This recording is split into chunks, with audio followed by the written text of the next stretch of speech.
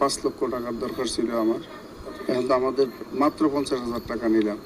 এখন আজকে আমার ডাক্তার দেখানোর কথা ছিল আর কি, তো স্যার ভরসা দিল যে 10,000 টাকা পর্যন্ত দিতে পারবে।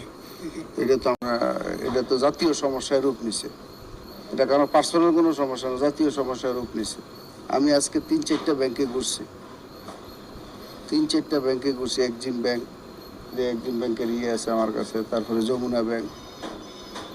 3-4টা ব্যাংকের ভিতরে একই অবস্থা। ওই যে এক ব্যাংকের চেক দিছি, এক্সিম ব্যাংকে 2টা চেক দিছি। একটা চেক 3 লাখ টাকার চেক ক্যাশ করছে, 3,41,000 একটা চেক আছে, ওইটা আর পারে না। চেক নিয়ে আমার 19,000 টাকা চেক মাত্র, অন্য ব্যাংকের চেক।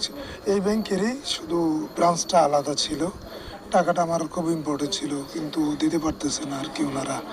এবং কি আমি কার্ডেও আমার টাকাটা উঠাইতে পারতেছি না। তখন আজকে আমার ডাক্তার দেখানোর কথা ছিল আর কি।